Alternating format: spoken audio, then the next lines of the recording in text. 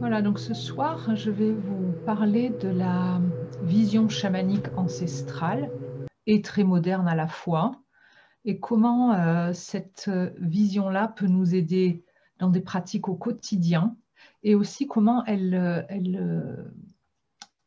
peut nous aider si on est accompagnant ou en thérapie, à avoir plus de résultats d'une façon plus globale en thérapie. Donc la réunion de ce soir, elle s'adresse autant aux personnes nouvelles qui veulent découvrir la vision chamanique qu'à ceux qui sont déjà expérimentés mais qui veulent avoir des outils concrets, hein, et aux thérapeutes. En dernier lieu, on regardera ça, plus avancés, qui veulent savoir comment la vision chamanique peut nous aider. En tout cas, l'approche que je vais vous décrire peut nous aider.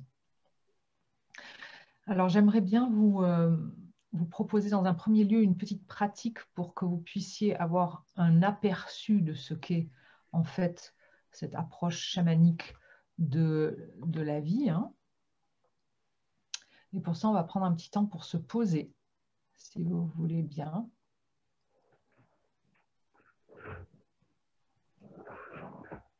Voilà, je vous invite à respirer tranquillement, à vous installer confortablement là où vous êtes.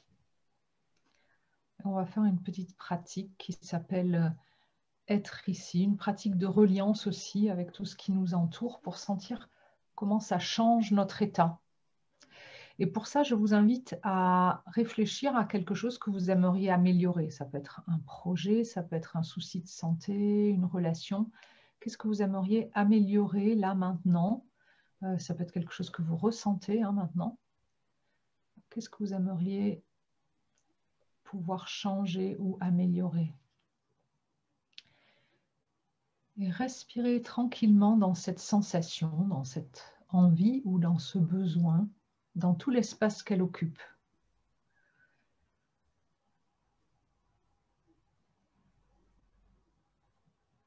Voilà, et délicatement, en expirant, vous la laissez descendre à travers votre corps, petit à petit, jusque dans le sol, dans la terre, en dessous de là où vous vivez.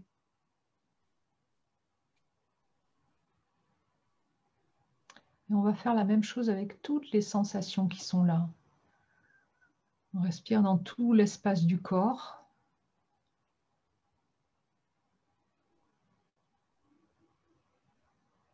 Et à l'expire, on laisse toutes ces sensations trouver leur place dans la main de la terre. Cette main de la terre qui est là pour vous accompagner au quotidien, c'est chez vous. On peut en expirant d'ailleurs la remercier en disant merci, merci grand-mère de me porter, de me prendre comme je suis maintenant.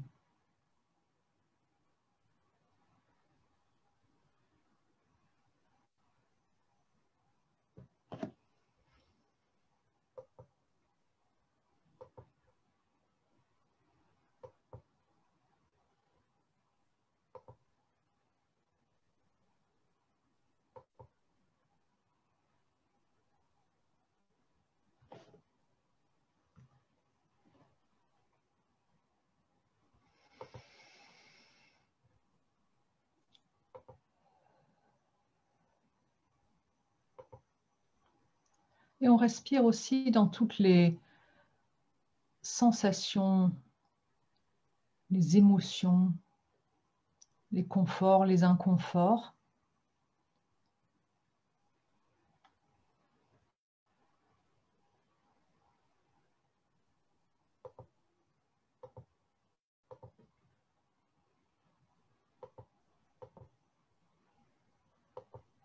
Et on les laisse aussi trouver leur place dans cette main de la terre.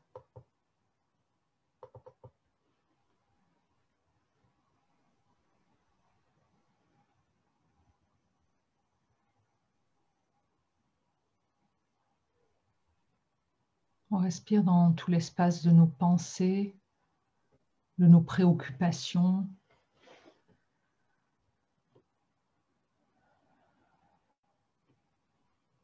peut-être aussi de nos limitations, hein.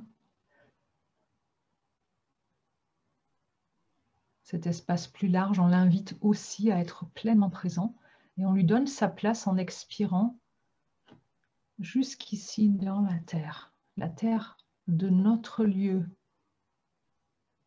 l'endroit pour nous dans la vie.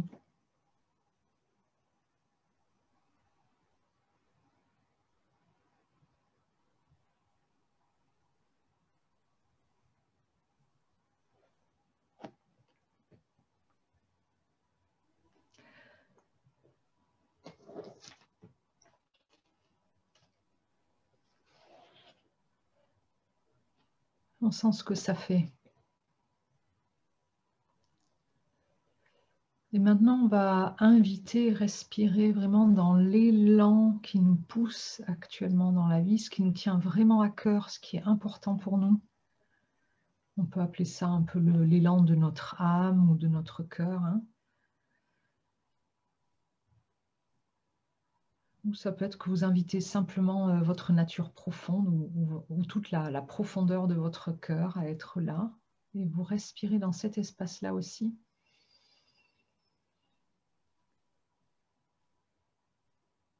Et à l'expire, vous lui donnez une place. Vous pouvez vraiment lui parler en disant « Tu as le droit d'avoir une place ici, maintenant, dans la vie, sur la terre. » Et ce n'est pas une permission, hein, c'est un fait que vous avez ce droit. Donc vous pouvez respirer et simplement en prendre conscience et investir complètement cette place, cet endroit, en expirant dans la terre, en dessous du lieu où vous vous trouvez.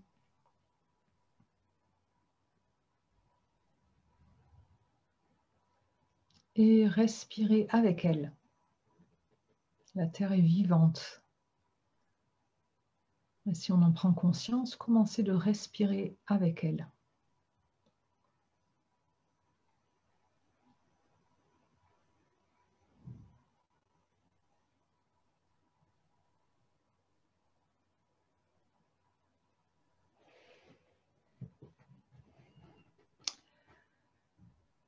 Voilà, on sent comment on se sent maintenant avec notre intention, notre besoin.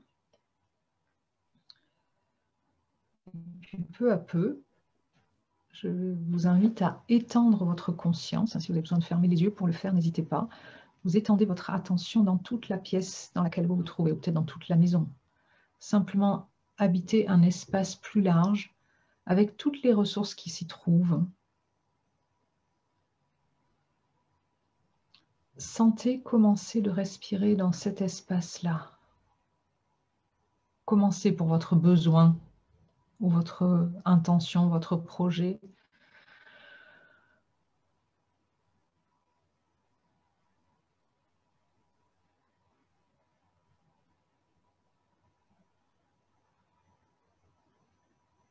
Et étendez votre conscience encore un peu plus loin dans l'espace au-delà de la maison où vous trouvez, l'espace de nature autour de vous. Commencez de respirer les qualités de l'air. L'air qui est expiré par les arbres.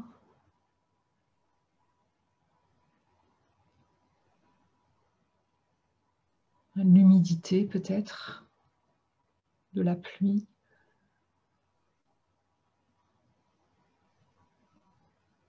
Pour certains, vous êtes peut-être proche de la mer, sentir l'énergie de la mer ou de l'océan, de la montagne, de la forêt.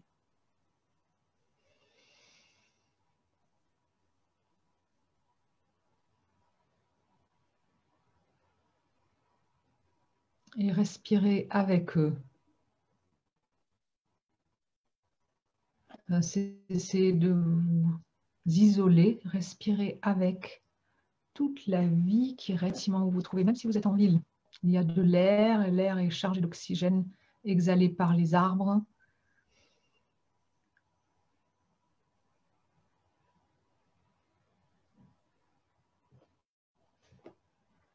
Comment est-ce que vous vous sentez?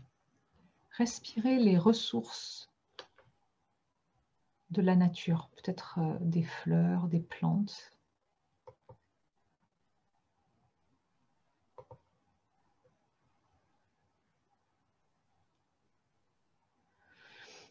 Hein, qui vous viennent spontanément. Ça peut être le chant des oiseaux, ça peut être des parfums, des liens avec d'autres lieux que vous aimez autour de vous.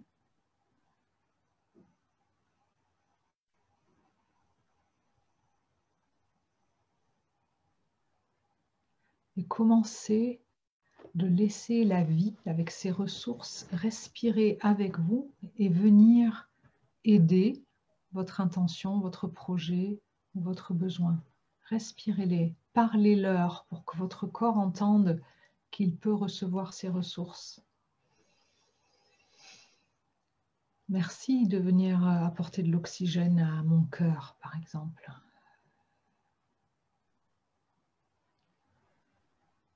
Ou de venir apporter de l'eau dans des endroits un peu secs ou chauds. Ou du frais là où c'est enflammé.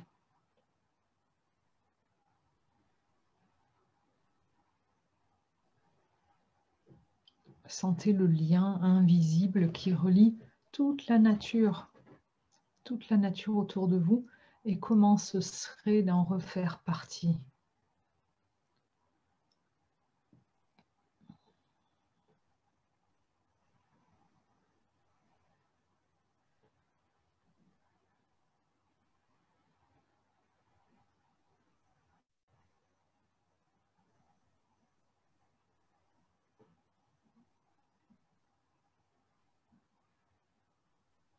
Voilà, comment est-ce que vous vous sentez dans cet espace plus large avec cette respiration de la vie, cette intelligence qui relie tout?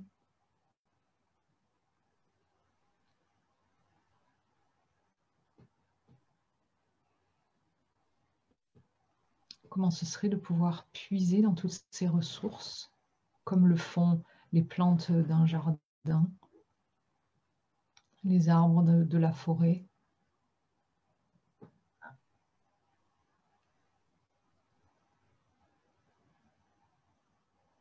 Qu'est-ce que ça change pour votre corps, pour votre intention?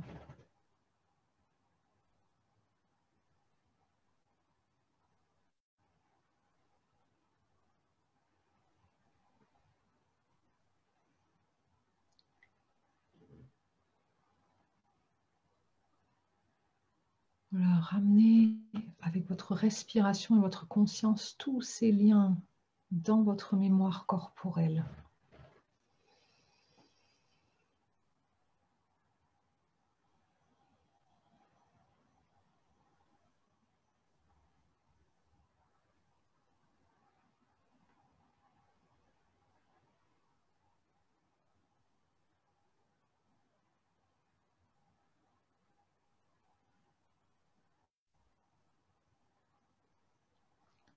Et en respirant petit à petit, toujours vous ramenez ces liens avec vous, plus que dans la pièce où vous vous trouvez à nouveau, mais en gardant les liens.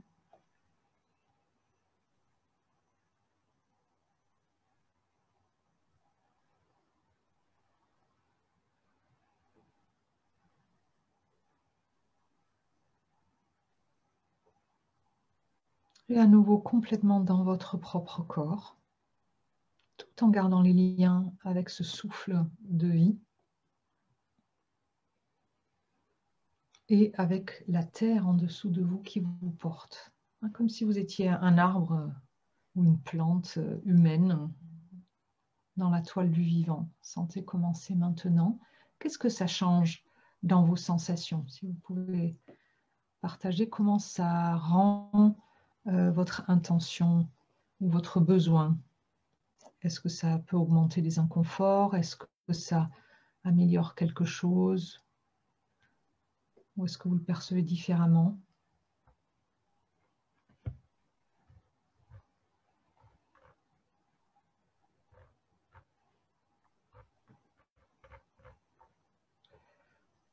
Voilà, vous pouvez saisir votre réponse si vous voulez.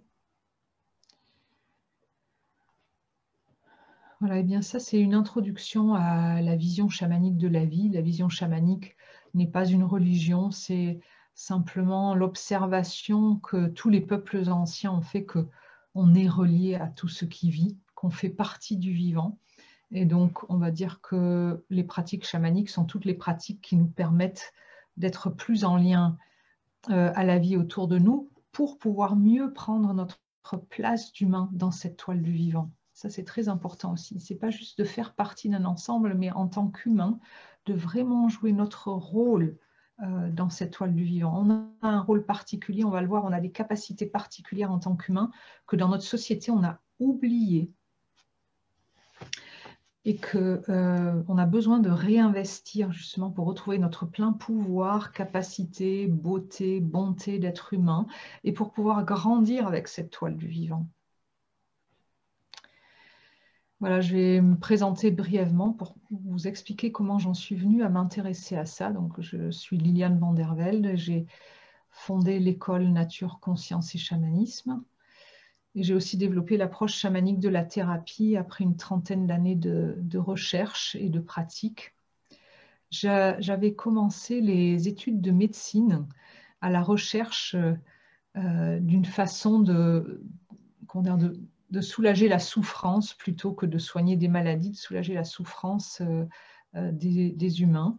Et j'avais été appelée à suivre ces études parce qu'enfant, j'avais eu des expériences spirituelles en nature où je sentais vraiment le lien, le divin dans la nature, mais aussi la souffrance de l'humain qui ne pouvait pas bien s'intégrer dans la nature. Et donc, bon, en tant qu'enfant, j'imaginais que la médecine pourrait soigner cela. J'avais ensuite aussi vécu un déracinement non seulement familial suite au divorce de mes parents, mais aussi un déracinement culturel. On avait changé de pays.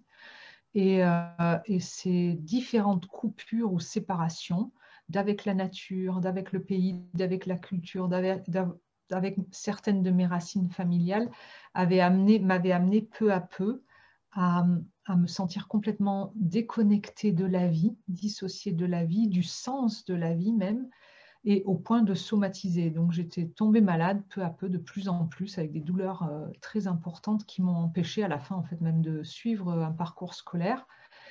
Et donc j'étais à la recherche de soins pour soigner ça, tout en voulant toujours suivre ces études de médecine.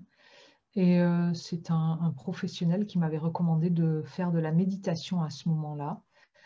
Et c'est ce que j'ai fait. Et en 15 jours, mes phénomènes physiques avaient quasiment disparu parce que dans cet état de méditation, je pouvais toucher un niveau de conscience où je sentais que les choses étaient à nouveau en lien les unes avec les autres. Et moi, j'étais en lien avec ce qui m'entourait aussi. Et ça, c'était énorme pour moi de sentir à nouveau la vie respirer autour de moi, avec moi, en moi, et de me sentir à nouveau vivante, moi aussi. Ça recommençait à donner du sens à ma propre vie.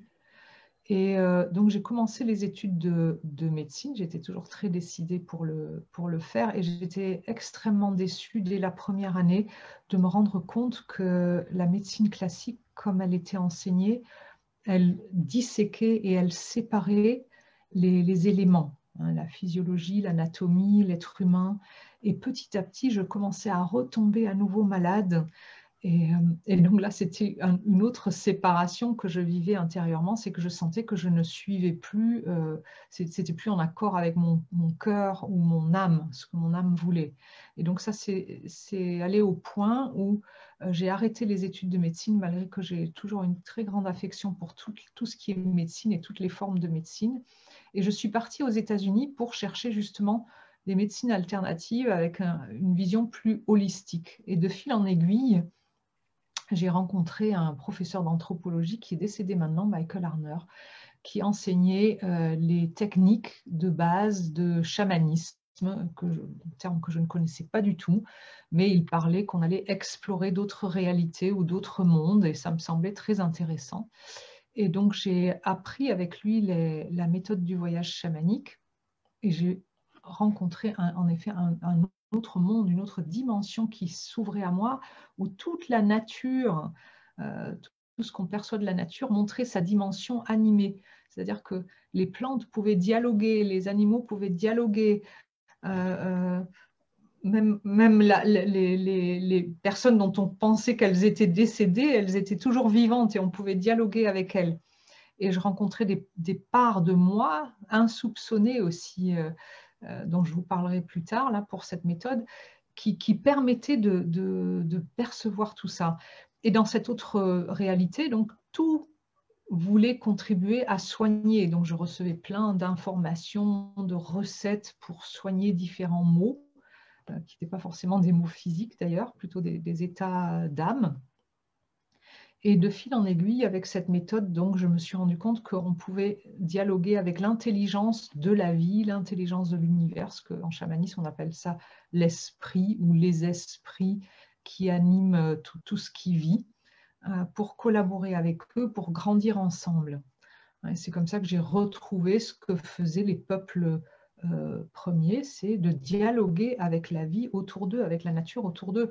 Ça rendait compréhensible comment est-ce que ces peuples savaient qu'est-ce qu'ils pouvaient manger ou ne pas manger, ou comment faire des remèdes, comment se soigner, comment s'orienter dans la vie. Peu à peu, j'ai donc utiliser de plus en plus cette méthode pour m'orienter moi-même dans la vie, pour soigner. J'ai aussi rencontré des hommes et femmes médecine pendant que j'étais aux États-Unis qui m'ont dit que pour suivre ce chemin de soigner, de contribuer aux soins, c'était important de retrouver ses racines au niveau de la terre. Ils disaient que l'endroit où on est né, par exemple, on a souvent plus d'énergie pour pouvoir soigner ensuite. Et donc, il m'invitait à retourner, non pas à rester aux États-Unis comme j'avais prévu de le faire, mais à retourner dans le midi de la France où j'étais née pour suivre ce chemin d'offrir de la guérison ou d'apprendre à guérir de plus en plus. Et la vie a fait que j'ai été poussée, en effet, à retourner dans le sud pour commencer cette recherche-là. Et j'ai développé peu à peu une forme de thérapie qui écoute vraiment le corps, mais le corps comme étant un vecteur de l'âme de la personne, le corps physique qui nous relie à tout. Et voilà, je vais vous parler de cette vision chamanique qui croise donc cette façon de travailler. Je vais partager l'écran. Voilà. Voilà. Donc cette vision chamanique ancestrale, elle perçoit que tout est relié. Tout est relié, pas juste mécaniquement, physiquement, tout est relié parce qu'il y a une conscience organisatrice qui guide le processus de la vie. Et ce qu'ils appellent en jargon chamanique le grand esprit ou l'esprit. Et il se diffracte de différentes façons. Voilà, on a une espèce de source intelligente et créative. Il va se diffracter de différentes façons, comme l'arc-en-ciel se diffracte de plusieurs couleurs. Ça va générer les espèces comme l'esprit des plantes, des pierres, les animaux, l'humain, etc. Et donc dans cette vision, l'être humain, il fait partie de cette toile, il fait partie de cet ensemble. Et chaque chose dans cette toile a une place, a un rôle à jouer dans cette vision-là. Chaque chose qui vit est sacrée.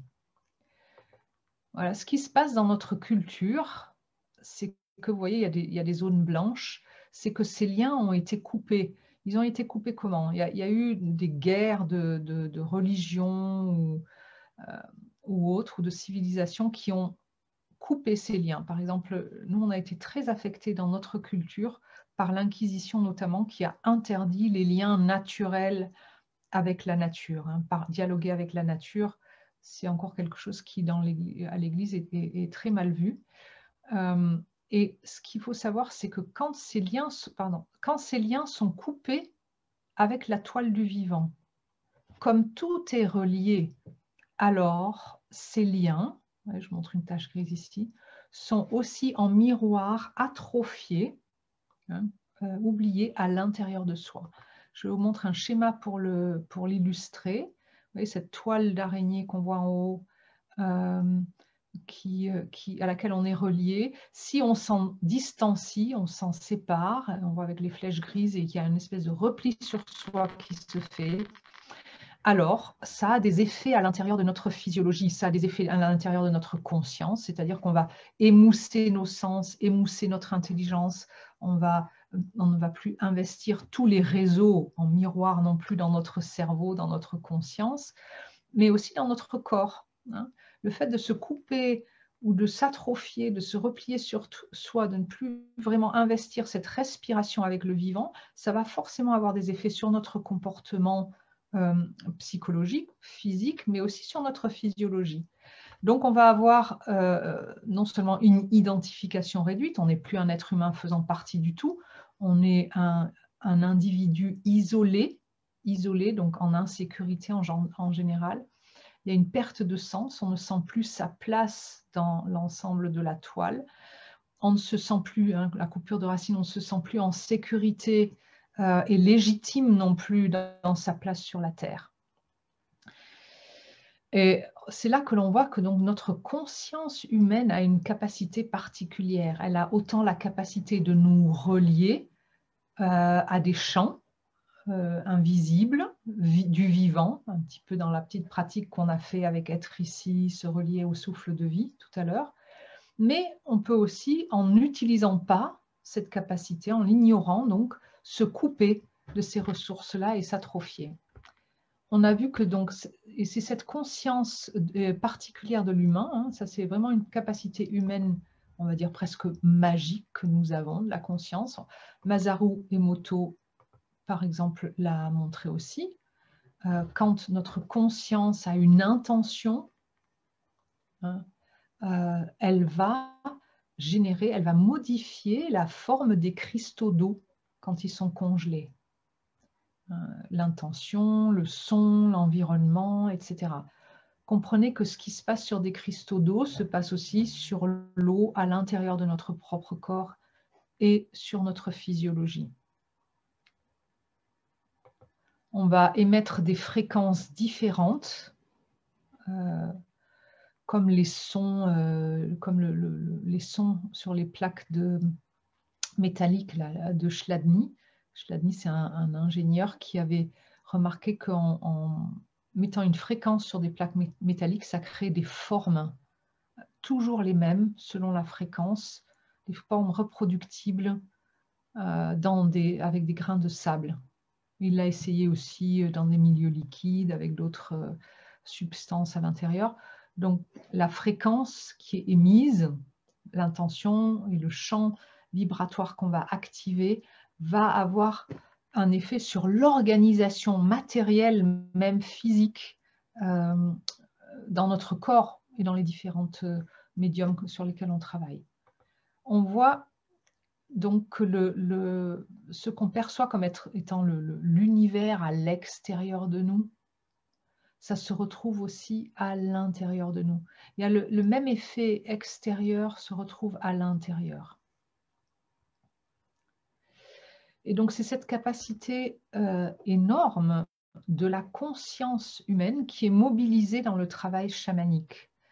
C'est notre conscience qui va permettre de refaire des liens, d'activer des ressources.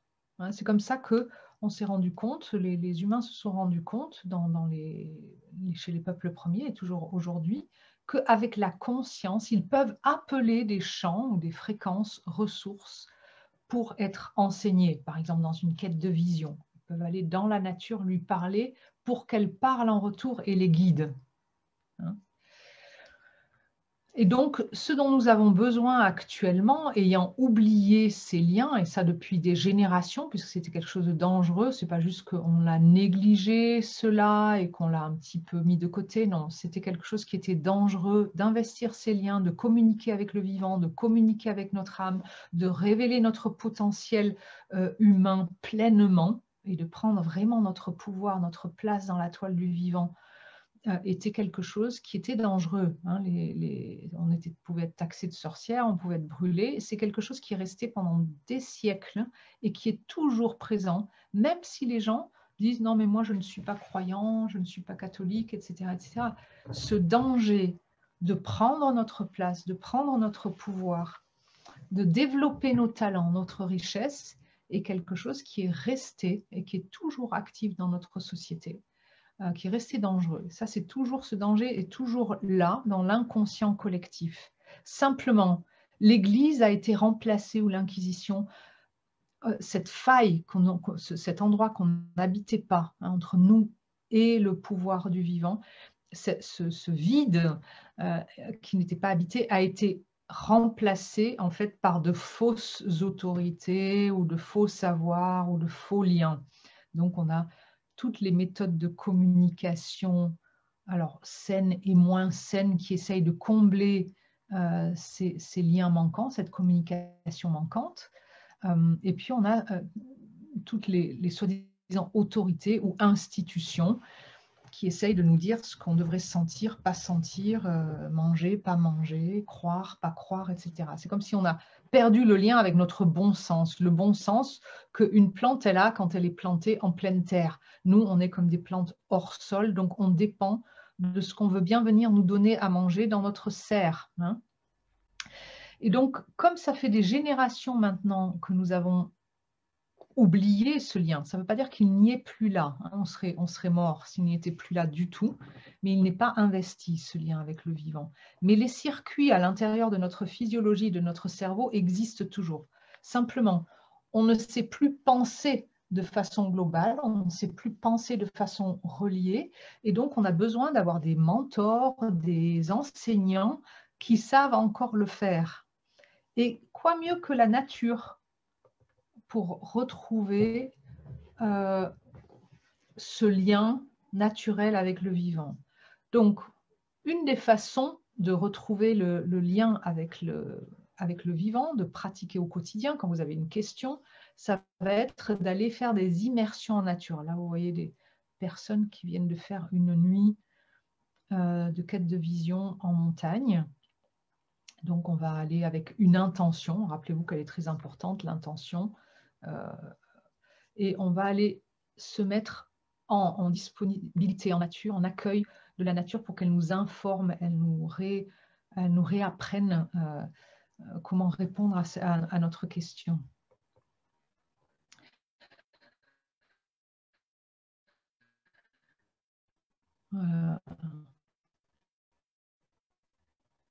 Ça, c'est une façon de se relier.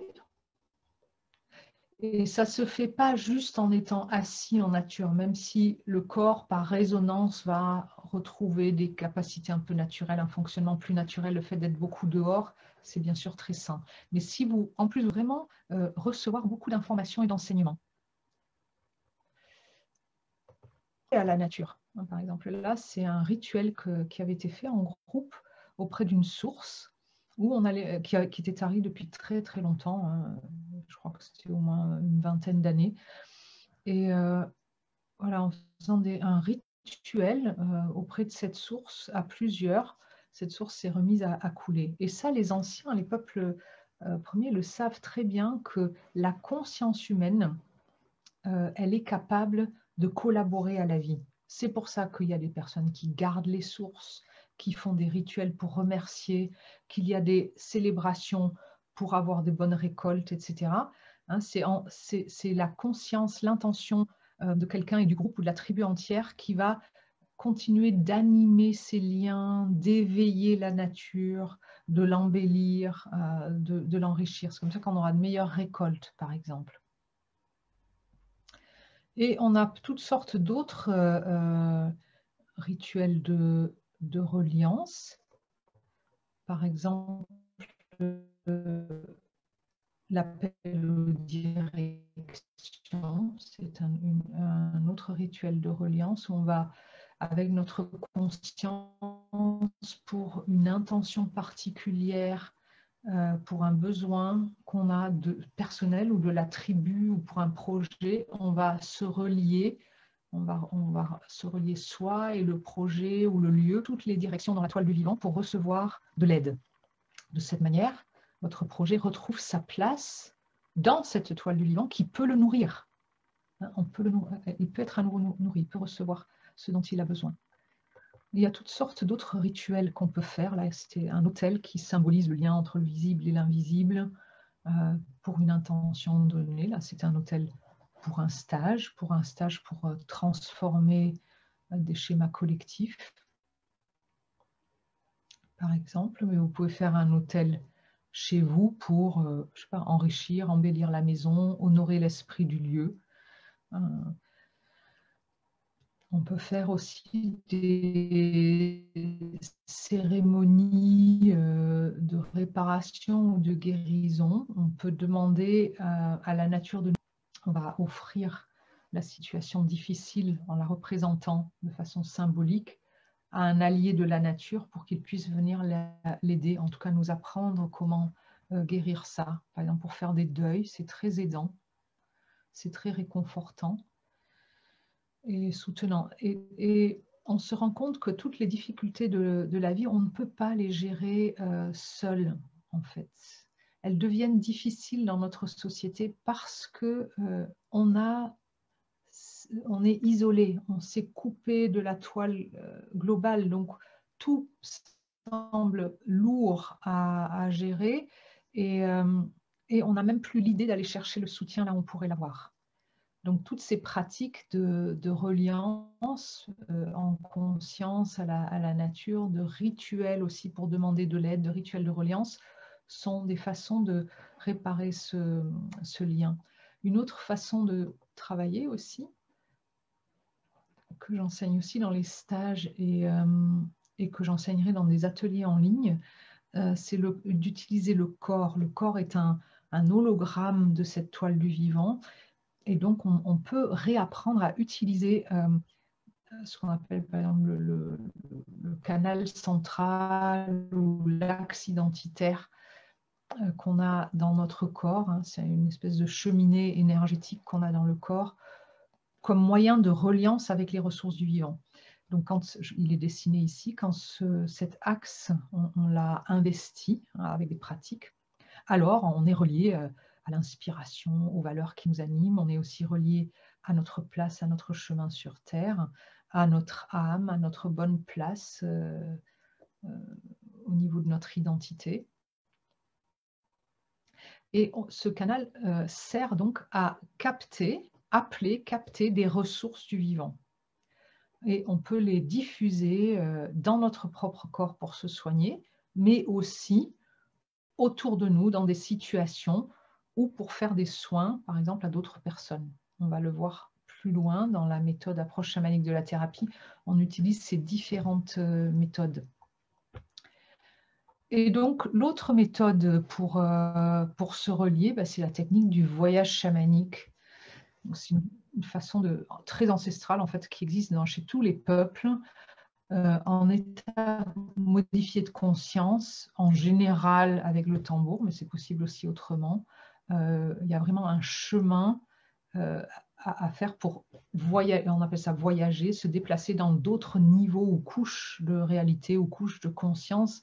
Et dans ces niveaux-là, on peut, sous la guidance d'un guide, qui est en fait une part de nous qu'on appelle animal totem ou animal de pouvoir, cette part instinctive profonde de nous, elle se rappelle encore de cette dimension invisible qui anime tout, et elle nous permet de voyager, de nous déplacer dans ces états de conscience modifiés et de rencontrer les réponses que l'on cherche, la guérison que l'on cherche, ou de communiquer avec les autres esprits ressources. Donc c'est une façon, on va dire, accélérée de pouvoir échanger, communiquer, grandir, évoluer, transformer des choses. Et donc ça, c'est une méthode qu'on enseigne aussi de manière très structurée, parce que c'est important de pouvoir structurer la méthode, de vraiment connaître des chemins bien définis pour pouvoir raccorder le vécu dans ces autres mondes, dans ces autres états de conscience, à l'état de conscience ordinaire de notre quotidien pour en faire quelque chose de concret. Pas que ce soit quelque chose comme un rêve ou un film à la télé. Non, il faut que ces choses se relient entre elles. Sinon, on va continuer de déplacer la dissociation qu'on vit dans notre culture aussi dans les pratiques spirituelles. C'est-à-dire on fait des pratiques spirituelles et on ne les raccorde pas à notre vécu concret. Donc voilà, la vraie vision chamanique de fond, c'est comment relier les choses entre elles de manière cohérente pour les utiliser dans le sens de la vie, dans le sens de ce qui va nous faire grandir. Donc cette méthode du voyage chamanique est très utile pour ça. On peut la développer très loin. Elle peut vraiment servir à faire de la recherche profonde au niveau de la santé, au niveau des entreprises, au niveau de la science, et pour de la guérison, pour de l'inspiration, pour des recettes, pour de l'art. Tout est accessible par cet endroit-là, mais c'est très important de ne pas seulement faire du voyage chamanique, il faut pouvoir utiliser les ressources que l'on rencontre, il faut pouvoir les traduire à l'intérieur de nous, dans notre corps, dans notre quotidien, et les mettre en action. Et c'est là que les autres approches que je vous ai décrites tout à l'heure, le travail, par exemple, avec le corps, pouvoir intégrer des ressources avec le corps, le travail de reliance en nature, savoir comment dire, dialoguer avec la nature, etc., trouver des alliés dans la nature aussi pour nous aider pour notre intention. Toutes ces approches sont importantes et complémentaires dans la vision chamanique. D'ailleurs, dans la vision chamanique, il n'y a pas une méthode une façon de se relier. Là, on a parlé de 4 axes à peu près pour se relier, mais toutes les façons de se relier au vivant font partie de la vision chamanique. Peut-être pour vous, c'est faire la cuisine de la bonne façon, faire votre jardin de la bonne façon, avoir des discussions ou des échanges vrais avec vous-même, avec vos proches, mettre en action ce que votre cœur veut vraiment, ce que votre âme veut. Ça, c'est quelque chose qui est très important aussi dans la vision chamanique, c'est de suivre notre voie, de vraiment révéler ce que notre âme souhaite et ses talents, et comment grandir au mieux, contribuer au mieux de cette manière autour de nous. Alors, je vais aborder maintenant la partie thérapie. Donc dans la thérapie habituelle, on va dire, de ces dernières décennies, ce qu'on avait principalement, c'est que si un humain avait une problématique, je le montre avec un point rouge là, alors on allait chercher à l'intérieur du système humain quelle pouvait être la solution. D'accord ? Et on allait voir en général un thérapeute humain aussi d'ailleurs pour ça. Donc il faut bien savoir que le thérapeute humain à lui-même fait partie de ce même système, même s'il a appris un peu plus que son client ou son patient. Donc il a une vision qui est lui-même aussi limitée, qui est elle-même aussi limitée. Donc on cherche une solution à l'intérieur d'un système limité qui est déjà dissocié du vivant. Là, c'est imagé. On ne va pas regarder si la personne est bien en lien avec son environnement, sa place sur la terre, son lieu de vie, etc. Bien qu'heureusement, il y a des personnes qui travaillent sur l'hygiène de vie, mais ça ne veut pas forcément dire qu'on est en lien parce qu'on mange sainement, qu'on est en lien avec la terre et l'eau que l'on consomme. Voilà, et donc les effets de cette thérapie sont souvent limités dans le sens que le véritable terrain de société, de notre société de la maladie, n'est pas traité. C'est-à-dire le problème de dissociation générale du vivant n'est pas soigné. Et on ne pense pas à inclure non plus des ressources du vivant dans la thérapie.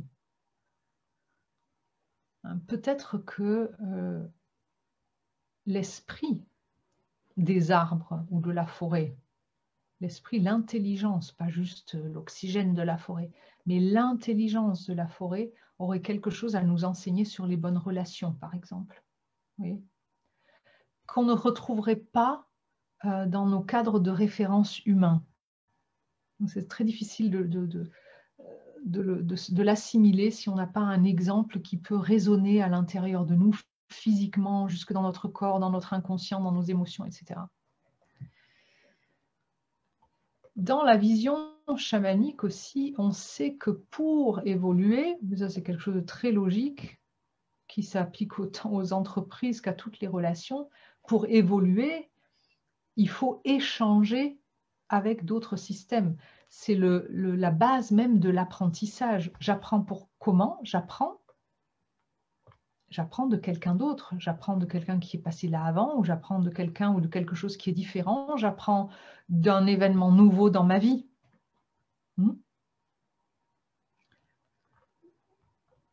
Voilà. Ce qu'on dit dans cette approche-là, dans la logique, c'est que si on a un symptôme, une difficulté, ça veut dire qu'on a oublié un élément important ou une ressource, hein, ou un principe du vivant.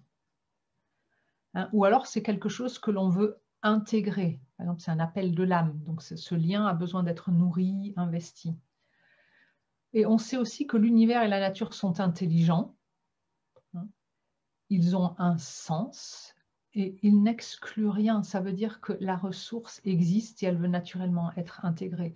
Si ces principes n'étaient pas vrais, l'univers se serait effondré depuis longtemps. Donc, il suffit qu'on retrouve le lien avec cette ressource. Et on peut les appeler, ces ressources aussi, parce que l'univers est aussi bienveillant et intelligent. Il veut naturellement être intégré, cette ressource veut être intégrée.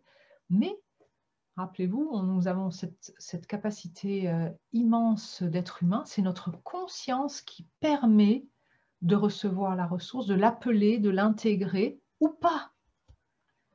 Voilà.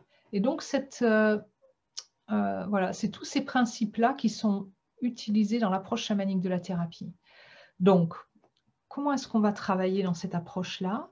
Tout d'abord, on va sortir du regard humain limité, qui est dessiné là en bas. On va passer par l'état de conscience chamanique avec la vision chamanique et on va aller à un niveau même supérieur de vision en voyage en état modifié de conscience. On va arriver à une espèce de vision quantique où on va se relier à un relais de conscience, un point de référence plus élevé ou plus large, avec une conscience beaucoup plus large et plus globale que nous. Et on va demander à cet endroit-là d'éclairer la situation du client, du projet, etc. Là, je vais prendre un exemple d'une personne, c'est plus facile à imaginer. Ce relais de conscience, ou cette espèce de point de référence de guérison, va éclairer l'ensemble de la situation. Il ne va pas éclairer juste la personne avec son problème, comme on la voit là. Hein, il va éclairer tout le mandala, tous les systèmes, tous les fils de la toile autour de cette personne. Par exemple, il va éclairer, si on le regarde bien aussi, tout le côté, le modèle héritage masculin, tout le modèle et les héritages féminins, tout le parcours de vie. Peut-être que dans le parcours de vie, il y a eu des coupures, qu'on voit là, ou des chocs qui se traduisent aujourd'hui dans la difficulté que la personne a à résoudre un problème, à atteindre un objectif, ou dans une maladie qu'elle a. On dit que la personne, elle est, et son symptôme, c'est juste quelque chose qui parle pour un ensemble. Peut-être sa maladie ou son besoin ne parle pas que d'elle, il parle de toute cette toile dont elle fait partie. Donc on va éclairer aussi les talents poussent pour être intégrés et utilisés. Vous savez, quand on n'utilise pas les talents qui ont besoin de s'exprimer, ça peut donner aussi des maladies. Et en soins, les talents sont aussi des forces alliées, des champs, on pourrait dire des formes de fréquences, des champs ressources, des esprits, si vous voulez l'appeler comme ça, mais c'est un champ. En physique quantique, on appellerait ça un champ intelligent, cette capacité-là. On peut aussi les utiliser pour aider dans le soin. Tous les potentiels de la personne, on va demander aussi ça, on va demander le lien avec son âme, par exemple, est-ce qu'il est distendu, est-ce qu'il est proche, est-ce que c'est l'âme qui est en train de pousser pour avancer justement, et on va faire appel à elle à ce moment-là aussi. Est-ce qu'il y a d'autres ressources à intégrer?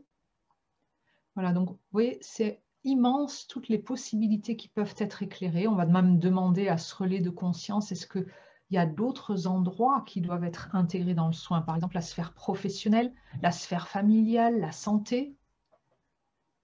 Voilà. Et c'est un petit peu comme un grand projecteur qui éclaire un stade, vous savez, vu d'en haut. Et vous voyez plein de choses d'en haut que vous ne verriez pas si vous étiez sur le terrain face à la personne.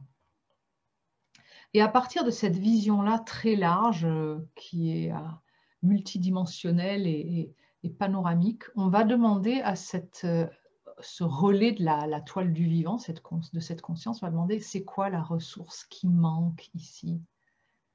Qu'est-ce qui manque à cet endroit, dans tout cet ensemble-là? Et avec notre capacité d'appeler, d'activer les champs, donc en demandant ça ensemble avec le client, on va pouvoir laisser venir, alors là je l'ai montré là avec des faisceaux jaunes, on va pouvoir laisser venir la ressource manquante ou le champ ressource manquante, la fréquence manquante pour la personne et pour l'ensemble du système. Et on va pouvoir, avec le client, l'infuser. Comment l'infuser? Parce qu'on le reçoit, on l'active, on l'accueille, on l'accepte à travers le corps, à travers les différents corps énergétiques, etc. Et jusque dans l'intention de la personne, on va pouvoir accueillir cette ressource. En fait, le symptôme ou la demande de la personne, c'était simplement pour rencontrer cette ressource. Là, on le fait dans le soin, mais sinon, ça se serait fait dans sa vie, tout simplement. Si la ressource, c'est savoir être en lien ou bien communiquer, par exemple, qui arrive, ce champ ressource-là, la personne, elle l'aurait peut-être rencontré, mais au bout de nombreuses années de difficultés, etc. Là, c'est un accélérateur du vivant, de l'intelligence du vivant dans ces soins-là. On va aller à un niveau de conscience où ces ressources sont accessibles et on va puiser dedans là où elles sont nécessaires. Et ces champs ressources vont vraiment s'adapter là où ils pénètrent. Par exemple, savoir bien communiquer au niveau des cellules, au niveau du cœur, par exemple, ça va avoir un effet différent au niveau de la physiologie qu'au niveau des relations, qu'au niveau du travail, qu'au lien avec la terre ou avec l'argent. Cette capacité, elle va s'ajuster, elle va être comme un liant qui vient exactement combler et apprendre ce dont on a besoin. Combler les vides, apprendre ce dont on a besoin, refaire les liens oubliés, là où on en a besoin. Et donc cette qualité, là cette fois-ci elle est en bleu, elle vient autant infuser les différents champs concernés, hein, l'héritage, ce qu'on appelle le passé, mais qui est en fait quelque chose, un fil que l'on tire avec nous. Hein, ce fil-là, en tant qu'humain, on a le droit de le réinformer, on a le droit de le soigner, de le guérir. Elle va travailler sur les différents corps énergétiques, sur le lien avec l'âme, les potentiels, etc. Elle agit vraiment sur toutes les dimensions et les systèmes qui sont impliqués dans la situation. Ensuite, ce qui sera important, comme tout remède et comme toute chose qu'on doit apprendre, c'est que la personne continue de pratiquer cette relation intime avec cette qualité, avec cet esprit. Qu'elle se l'approprie comme un médicament qu'on prend ou comme un repas qu'on prend 2-3 fois par jour. Et quand toutes ces ressources sont intégrées, alors les différents corps, les différentes dimensions de la personne, elles s'harmonisent, elles s'alignent naturellement autour de son axe. Hein. l'âme peut à nouveau être accessible, l'essence, hein, la nature profonde de la personne peut pénétrer, se diffuser. Et donc cette pratique est de retrouver les liens ou de nourrir les liens manquants ou oubliés, atrophiés, cette pratique de réparation, de guérison, elle n'est pas là pour, comment dire, pour imposer quelque chose. Elle est simplement là pour ouvrir à nouveau les possibilités de respirer avec la toile du vivant pour que la personne puisse, elle, en faire ce qu'elle a besoin d'en faire, hein, pour qu'elle puisse se retrouver. Donc c'est toujours pour révéler ce que la personne est et son potentiel, parce que c'est comme ça qu'elle peut le plus apporter. C'est comme dans un jardin, tout ce que le jardin veut, c'est que ce qui a à pousser puisse pousser pour porter ses fruits ou ses fleurs, pour partager avec le reste du jardin. C'est pareil pour l'être humain. La toile de la vie, cette intelligence qui l'infuse, elle veut qu'on puisse révéler notre potentiel, parce que c'est comme ça qu'on contribue le mieux et qu'on embellit le mieux l'ensemble autour de nous. On est ce point-là dans la toile par lequel passent différents fils et ressources. Si on n'habite pas bien cet endroit de notre vie à nous, de qui on est nous, en lien avec notre place dans la Terre, alors tous les autres fils ne peuvent pas bien être nourris non plus.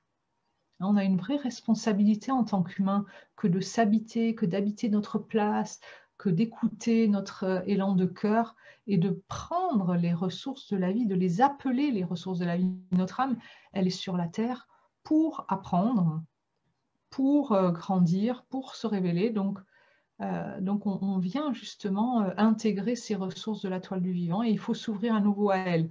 Donc ça nécessite quand même d'avoir l'idée de demander ça, de le demander, de l'appeler, de l'intégrer, de pratiquer avec. Et ça, c'est quelque chose qui est un petit peu atrophié chez nous. C'est comme si vous deviez faire une nouvelle activité sportive alors que vous n'avez plus l'habitude de faire quoi que ce soit.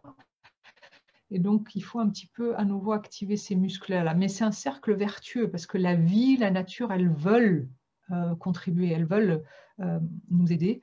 Donc, il suffit qu'on s'ouvre à elle et elle va nous aider assez rapidement. Hein. Voilà, et donc là, ça, c'est le retour de professionnels qui ont utilisé, ou qui utilisent, hein, l'approche chamanique de la thérapie, ou même simplement les outils avant d'apprendre l'approche chamanique de la thérapie. L'approche chamanique de la thérapie est une formation que l'on peut suivre après avoir appris les outils de base du voyage chamanique et d'autres pratiques de reliance qui se font en 6 stages à peu près. Après ça, les professionnels peuvent continuer à apprendre l'approche chamanique de la thérapie. Donc, ce que les psychiatres ou les psychologues ou psychothérapeutes trouvent, c'est que grâce à ce regard de ce référent de guérison, on a accès à des informations beaucoup plus rapidement. Pas seulement à des informations, mais à des solutions aussi beaucoup plus rapides et pour des cas qui, normalement, n'auraient pas pu être traités avec leur méthode habituelle. Ce que les acteurs de santé disent aussi, c'est qu'ils peuvent très facilement intégrer cette approche dans leur travail ou avec leurs outils habituels. C'est une approche intégrative, c'est-à-dire que on n'est pas obligé d'utiliser seulement le point de référence de guérison. D'ailleurs, même si on n'utilisait que lui, il va nous inviter en soins, par exemple, à intégrer la ressource qui va venir durant le soin de la manière que l'on connaît. Par exemple, si vous faites du massage, ça va peut-être en massant la personne. Si vous êtes nutritionniste, vous allez lui donner peut-être aussi au niveau alimentaire ou dans son hygiène de vie. Ça peut être aussi par la façon dont vous parlez, si c'est dans l'échange verbal, que vous infusez cette ressource. Donc, il y a plein de façons, de vecteurs pour infuser les ressources. Il y a notre conscience, la conscience du patient, et il y a aussi les outils pratiques pour l'ancrer dans le quotidien.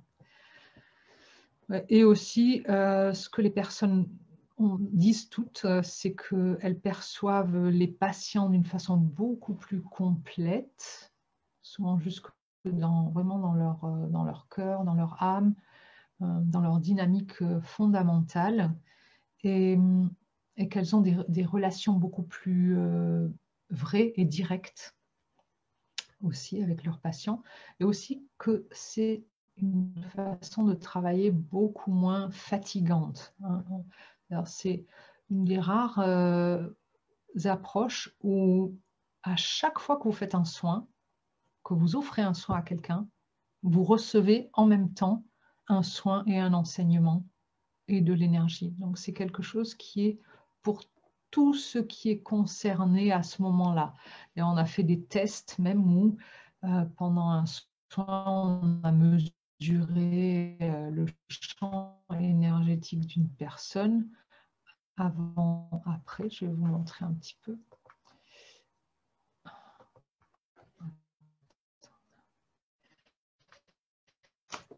Et on avait aussi mesuré l'eau, la fréquence de l'eau.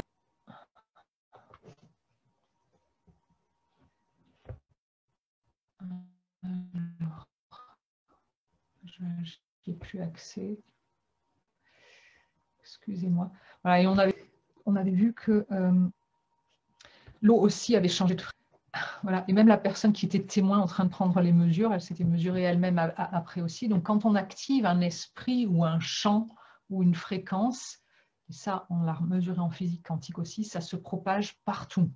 Donc ces soins-là sont bons pour le patient, bons pour le thérapeute, bons pour la maison, bons pour l'environnement. En général, on répare quelque chose de la toile du vivant, on remet des choses en lien, on refait circuler de l'information, des qualités de l'énergie, etc. Et donc ça se traduit un peu partout. Voilà, et je voudrais terminer avec la citation d'Einstein, qui était quand même un grand chaman de notre temps, qui avait bien vu que l'être humain, c'est une partie du tout, ce tout qu'on appelle l'univers, et qu'on est limité seulement par l'espace et le temps. C'est une illusion d'optique que de s'expérimenter séparé du reste. Et on doit vraiment se libérer de cette prison de séparation et nous relier à nouveau à toutes les créatures vivantes et l'ensemble de la nature. C'est comme ça qu'on prend notre dimension d'être humain. Voilà, voilà, très bien. Ben, ravie d'avoir pu échanger avec vous. Et je vous souhaite une bonne soirée. N'hésitez pas à nous contacter par mail si vous avez d'autres questions ou échanges ou besoins. Pour avoir un rendez-vous de consultation, vous pouvez nous joindre également par le site et puis on vous transfère soit au thérapeute le plus proche de chez vous, celui le mieux à même de répondre à votre question. Les soins ils peuvent se faire autant comme là par Zoom ou par Skype qu'en cabinet. Ça dépend des demandes et des besoins. Voilà, je vous souhaite une bonne soirée. Au revoir.